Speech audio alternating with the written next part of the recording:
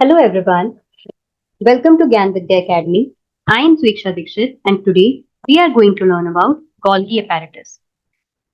Last lecture में हमने cell organelles को पढ़ना शुरू किया था। हमने पहला सेल ऑर्गेनल डिस्कस कर लिया है, एंडोप्लाज्मिक रेटिकुलम। आज हम गोल्गी apparatus को डिस्कस करने वाले हैं, हमारे सेकेंड सेल ऑर्गेनल को।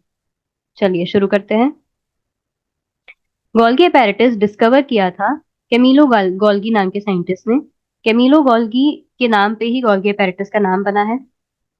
स्ट्रक्चर कैसा होता है गोल्गी का? It contains a system of membrane bound vesicles और flattened sacs arranged parallel to each other in stacks.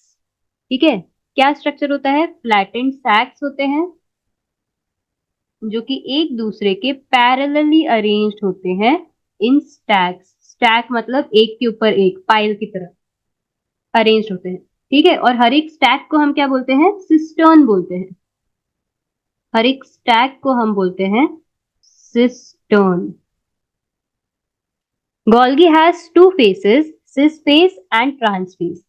ठीक है, गोल्गी के दो फेसेस होते हैं, दो फेस होते हैं। सिस फेस जो कि ईआर को फेस करता है और ट्रांस फेस जो कि ईआर के ऑपोजिट डायरेक्शन में होता है। ठीक है, सिस फेस और ट्रांस फेस, इसको समझते हैं पहले हम, उसके बाद मैं आपको समझाती हूँ सिस फेस और ट्रांस फेस एक्चुअली में होता क्या है।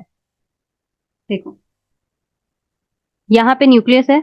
अभी न्यूक्लियस के बाहर न्यूक्लियस के बाहर न्यूक्लियर मेम्ब्रेन होती है। ठीक है, अभी न्यूक्लियर मेम्ब्रेन के कंटिन्यूएशन में ही एंडोप्लाज्मिक रेटिकुलम की मेम्ब्रेन शुरू हो जाती है। ठीक है, एंडोप्लाज्मिक रेटिकुलम का डिटेल्ड वीडियो आपको मेरे चैनल पे मिल जाएगा। ज्ञान विद्या एकेडमी चैनल आप सर्च करोगे तो उस पे मिल जाएगा। उस वीडियो का लिंक मैं अपने डिस्क्रिप्शन में भी डाल दूंगी। उस वीडियो में आप पूरा अच्छे से ईआर को डिटेल में समझ सकते हैं। तो चलो कंटिन्यू करते हैं। एंडोप्लाज्मिक रेटिकुलम की मेम्ब्रेन न्यूक्लियस की मेम्ब्रेन से कंटिन्यूएशन में ही शुरू हो जाती है। ठीक है, अभी ईआर पढ़ते वक्त हमने ये देखा था कि ईआर के दो टाइप्स होते हैं। एक होता है स्मूथ एंडोप्लाज्मिक रेटिकुलम एसईआर और एक होता है rough endoplasmic reticulum. Smooth endoplasmic reticulum lipids और फैट मॉलिक्यूल्स को सिंथेसाइज करता है और रफ एंडोप्लाज्मिक रेटिकुलम के सरफेस पे जो राइबोसोम्स प्रेजेंट होते हैं वो सिंथेसाइज करते हैं प्रोटीन्स। ठीक है, तो अभी आपके दिमाग में क्वेश्चन ये आ रहा होगा कि ये यार ये सब्सटेंसेस को सिंथेसाइज क्यों कर रहे हैं? तो ऑब्वियस सी बात है कि सेल को इन सब्सटेंसेस की रिक्वायरमेंट है, इसीलिए ईआर उनको सिंथेसाइज कर रहा है। पर सेल के सेल में तो बहुत सारी चीजें होती हैं, तो सेल के अलग अलग डायरेक्शन में, अलग अलग लोकेशन में इन सब्सटेंसेस की जरूरत हो सकती है ना? तो इन सब्सटेंसेस को अलग अलग लोकेशन में पहुंचाने का काम ले लेता है गोल्गी apparatus। ठीक है, ईआर सब्सटेंसेस सिंथेसाइज कर रहा है, गोल्गी उसको ट्रांसपोर्ट कर रहा है, दोनों आपस में मिल बांट के काम कर रहे हैं। ठीक है, तो देखो, ईआर के अंदर जो भी सब्सटेंसेस सिंथेसाइज हो रहे हैं वो ईआर के ल्यूमेन में जाएंगे। सबसे पहले ल्यूमेन क्या होता है? जो हमारा सेल ऑर्गेनल होता है उसका जो अंदर वाला पार्ट होता है ना, मेम्ब्रेन के अंदर जो फ्लूइड वाला पार्ट होता है उसे हम ल्यूमेन बोलते हैं। ठीक है, जैसे ये ईआर का ल्यूमेन है, ये पूरा ईआर का ल्यूमेन है और ये गोल्गी का ल्यूमेन है। यहाँ पे अंदर जो है वो क्या है? ल्यूमेन है, गोल्गी का ल्यूमेन है। सारी मेम्ब्रेन्स में, सिर्फ ऐसा नहीं कि इन दोनों को मार्क किया तो इन दो मेम्ब्रेन में ल्यूमेन है। सारी मेम्ब्रेन्स का जो इंटर वाला पार्ट होता है ना, अंदर वाला पार्ट, इंटरनल पार्ट, उसे हम ल्यूमेन बोलते हैं। तो चलो, ईआर जो भी सब्सटेंस को सिंथेसाइज करेगा वो अपने ल्यूमेन में भेजेगा। ठीक है, ल्यूमेन में भेजा उसने, अभी ल्यूमेन से हर एक मेम्ब्रेन से आ रहे हैं, ल्यूमेन में जाएंगे। अभी इन सब्सटेंसेस को ट्रांसपोर्ट करना है अलग अलग डायरेक्शन में। तो देखो, ऐसा समझो कि मैंने आपको कुछ एक सामान दिया जो आपको कहीं पे भेजना है और मैंने आपको एड्रेस नहीं बताया कहाँ पे भेजना है, तो क्या आप उसको ट्रांसपोर्ट कर पाओगे? उसको डिलीवर कर पाओगे टाइम पे? टाइम पे क्या आप उसको डिलीवर ही नहीं कर पाओगे अगर आपके पास एड्रेस नहीं होगा। तो वैसे ही सब्सटेंसेस के पास एक एड्रेस तो होना चाहिए जिससे कि गोल्गी apparatus को पता चले कि उन सब्सटेंसेस को भेजना किधर है। तो देखो, ईआर की मेम्ब्रेन ऐसे स्ट्रेच होके वेसिकल बनाने लगती है। क्या होता है जब ईआर के मेम्ब्रेन में ये प्रोटीन्स आते हैं, ल्यूमेन में प्रोटीन्स आते हैं, प्रोटीन्स या फिर कोई भी सब्सटेंस, लिपिड, फैट्स, जो सब्सटेंसेस आते हैं उन वो ट्रांसपोर्ट जब होने के लिए आते हैं तो ये मेम्ब्रेन बनना शुरू होती है। ईआर की मेम्ब्रेन से वेसिकल फॉर्मेशन शुरू होगा। ये जो सब्सटेंस है वो मेम्ब्रेन के अंदर चले जाएंगे, वेसिकल के अंदर चले जाएंगे। ठीक है, फिर ये यहाँ से बड ऑफ हो जाएगी, बड ऑफ हो जाएगी, ऐसी वेसिकल्स बन जाएगी। अभी इनको क्या बोलते हैं, इनकमिंग वेसिकल्स बोलते हैं। क्यों? क्योंकि ये ईआर से आ रही है और गोल्गी की तरफ जा रही है ट्रांसपोर्ट होने के लिए, इसीलिए इनको क्या बोलते हैं, इनकमिंग वेसिकल्स बोलते हैं। इनकमिंग वेसिकल्स में ईआर ने जो सब्सटेंसेस बनाए हैं वो सब्सटेंसेस होंगे और उन सब्सटेंसेस को गोल्गी अलग अलग लोकेशन में ट्रांसपोर्ट करने वाला है। तो ट्रांसपोर्ट करने से पहले गोल्गी को एड्रेस पता होना चाहिए कि कहाँ पे ट्रांसपोर्ट करना है। अभी देखो, गोल्गी में दो फेसेस होते हैं, एक होता है सिस फेस और एक होता है ट्रांस फेस। जो फेस ईआर की तरफ फेस कर रहा है उसे हम सिस फेस बोलते हैं, यहीं से गोल्गी बनना शुरू भी होता है। ट्रांस फेस जो एंडोप्लाज्मिक रेटिकुलम के ऑपोजिट डायरेक्शन में जो फेस होता है उसे हम ट्रांस फेस बोलते हैं। ठीक है, सिस फेस ईआर को फेस कर रहा है, ट्रांस फेस ईआर के ऑपोजिट डायरेक्शन में। अभी जो इनकमिंग वेसिकल्स में सब्सटेंसेस है वो रिसीव कौन करेगा, सिस फेस रिसीव करेगा। सिस फेस इन वेसिकल्स को रिसीव करेगा। तो ये वेसिकल्स क्या करेंगी, यहाँ पे आएंगी, गोल्गी की मेम्ब्रेन के साथ फ्यूज हो जाएंगी, अपने सब्सटेंस को ट्रांसपोर्ट कर देंगी। देखो ये वेसिकल है, वेसिकल यहाँ पे आएगी और ऐसे करके अपने सब्सटेंसेस को ट्रांसपोर्ट कर देगी गोल्गी के ल्यूमेन में। फिर गोल्गी क्या करेगा, अभी गोल्गी को तो ट्रांसपोर्ट करना है सब्सटेंस को, तो वो उनको मॉडिफाई करेगा, मतलब उनके ऊपर एड्रेस लगाएगा कि तुमको इस तरफ जाना है, तुमको सेल के इस तरफ जाना है, तुमको सेल के बाहर जाना है, ऐसे अलग अलग एड्रेस दे देगा उनको। तो एड्रेस कैसे देगा, मॉडिफाई करके। तो गोल्गी क्या करेगा, स्टोर करेगा, पहले स्टोर तो करना पड़ेगा ना, लेना तो पड़ेगा, स्टोर करेगा, फिर उसको मॉडिफाई करेगा, मॉडिफाई करके फिर सब्सटेंस को पैकेज कर देगा। पैकेज करने के बाद फिर वो डिलीवर हो जाएंगे। ठीक है, तो यहाँ पे रिसीव किया, एक मेम्ब्रेन से दूसरी मेम्ब्रेन पे ये सब्सटेंसेस ट्रांसपोर्ट होंगे और साथ साथ में अंदर ही मॉडिफाई भी होते जा रहे हैं। ठीक है, मॉडिफाई होते जा रहे हैं। फिर जब ये सब्सटेंस ट्रांस फेज में आएंगे, गोल्गी की ट्रांस फेज में आएंगे, तो ट्रांस फेज की मेम्ब्रेन से फिर से वेसिकल फॉर्मेशन शुरू होगा। ठीक है, ट्रांस फेज की मेम्ब्रेन वेसिकल बनाना शुरू करेगी। ये वेसिकल जब बनाना शुरू करेगी तो क्या होगा, जो सब्सटेंस है वो इस वेसिकल के अंदर चले जाएंगे, यहाँ से वेसिकल बर्ड ऑफ हो जाएगी। फिर ये वेसिकल के अंदर मॉडिफाइड सब्सटेंसेस हैं। ठीक है, तो उनके पास एड्रेस है कि उनको कहाँ पे जाना है। तो ये सब्सटेंस अपने अलग अलग लोकेशन पे जाके ट्रांसपोर्ट हो जाएंगे, या तो साइटोप्लाज्म के अंदर ही कहीं पे ट्रांसपोर्ट होंगे, या फिर कुछ सब्सटेंसेस ऐसे होते हैं जो सेल को बाहर भेजने होते हैं अपने अंदर से, तो वो सब्सटेंसेस प्लाज्मा मेम्ब्रेन की तरफ जाएंगे, उसके साथ वो वेसिकल फ्यूज हो जाएगी और मेम्ब्रेन ये जो सब्सटेंसेस है उसको बाहर ट्रांसपोर्ट कर देंगी।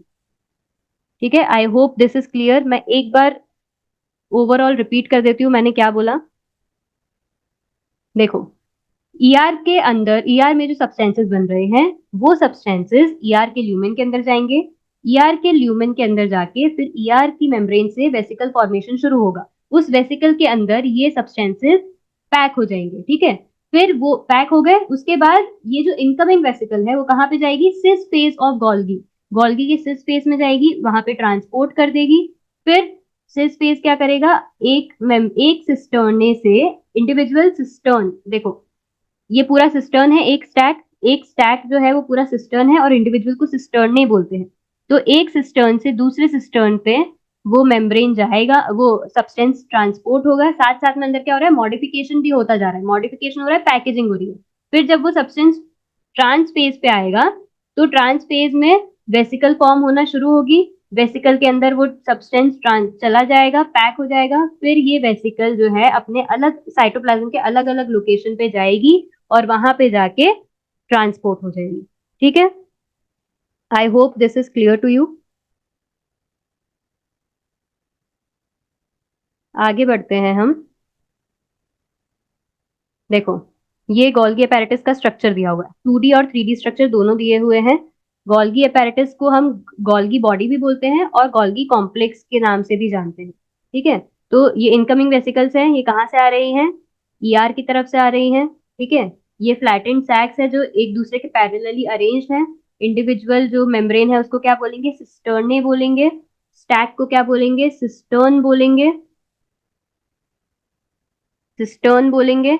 ठीक है, फिर ये सिक्रेटरी वेसिकल है, जो भी सब्सटेंसेस ईआर ने ट्रांसपोर्ट किए हैं वो यहाँ पे मॉडिफाई होंगे, मॉडिफाई होने के बाद ये वेसिकल के अंदर चले जाएंगे, ये जो सिक्रेटरी वेसिकल है वो उसको अलग अलग लोकेशन में ट्रांसपोर्ट कर देगी। ये 3D स्ट्रक्चर है। ठीक है, सिस फेस ईआर को फेस कर रहा है ईआर की तरफ, और ट्रांस फेस ईआर के ऑपोजिट डायरेक्शन में है, प्लाज्मा मेम्ब्रेन को फेस कर रहा है। ठीक है, I hope this is clear to you. अभी हम पढ़ते हैं functions of ER. Function of ER में सबसे पहला फंक्शन है पैकेजिंग ऑफ मटेरियल्स, ये हम ऑलरेडी देख चुके हैं। The Golgi helps in storage, modification and packaging of substances coming from ER. ER से जो सब्सटेंस आते हैं उसको स्टोर करता है, मॉडिफाई करता है अलग अलग तरीके से, मतलब उस पर एड्रेस चिपकाता है और पैकेज करता है उसको, ताकि वो सब्सटेंस वेसिकल्स के फॉर्म में अलग अलग लोकेशन पे ट्रांसपोर्ट हो सके। सेकेंड फंक्शन है गोल्गी का कि वो सिंपल शुगर में से कॉम्प्लेक्स शुगर को सिंथेसाइज करता है। ठीक है। थर्ड फंक्शन है synthesis of organelles like lysosomes. Lysosomes बनाता है, दिस इज वेरी इंपॉर्टेंट। क्या करता है? लाइसोसोम्स बनाता है। अभी लाइसोसोम्स क्या होते हैं?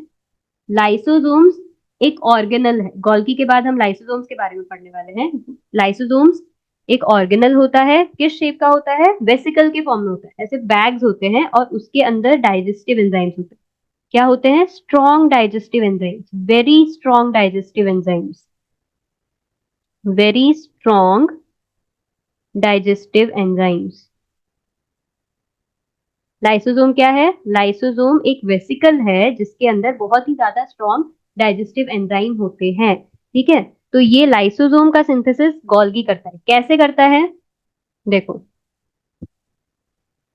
मैंने आपको क्या बताया कि ईआर से सब्सटेंस आए, अभी एंजाइम है।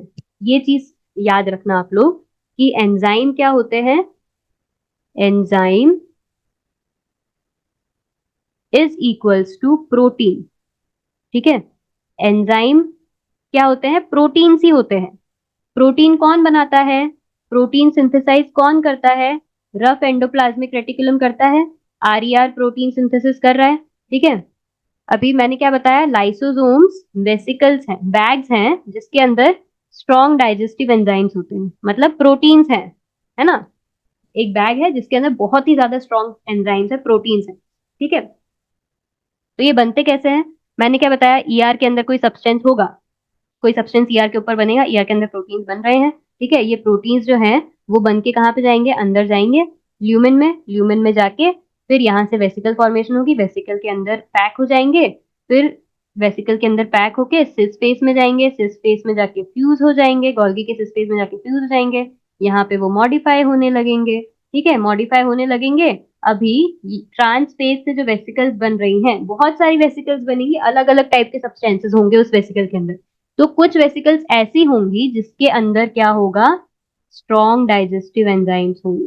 कुछ वेसिकल्स ऐसी होंगी जिसके अंदर स्ट्रॉन्ग डाइजेस्टिव एंजाइम्स होंगे। ठीक है, और इन ये जो स्ट्रॉन्ग डाइजेस्टिव एंजाइम्स हैं, एंजाइम्स वाली जो वेसिकल्स हैं, उन्हीं को हम बोलते हैं लाइसोसोम्स। क्या बोलते हैं? लाइसोसोम्स। तो ये गोल्गी apparatus से ही बन रही है। तो थर्ड फंक्शन समझ में आया गोल्गी apparatus का? It is involve in the formation of lysosomes, जो कि हमारा नेक्स्ट सेल ऑर्गेनल है, जिसके बारे में हम नेक्स्ट लेक्चर में पढ़ेंगे। ठीक है, आई होप तीनों फंक्शंस क्लियर हैं आपको। Packaging of material, formation of complex sugar and synthesis of organelle like lysosome. अब हम नेक्स्ट थोड़े बहुत क्वेश्चंस देख लेते हैं, ताकि आपको भी पता चले कि आपको कितना समझ में आया है, आपकी अंडरस्टैंडिंग कितनी हुई है। चलो, सबसे पहला क्वेश्चन क्या है?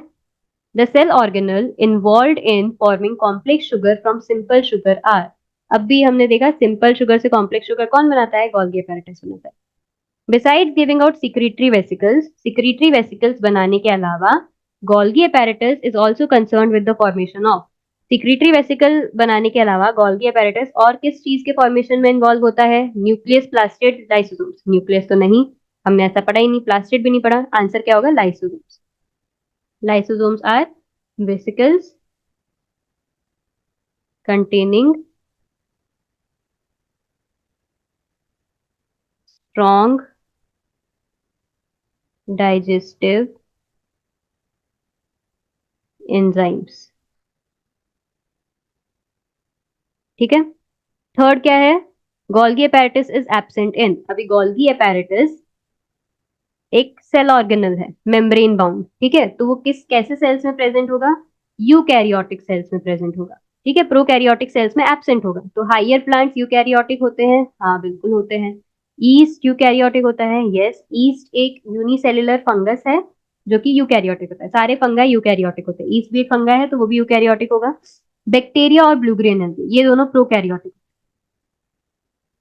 ठीक है, तो आंसर क्या आएगा?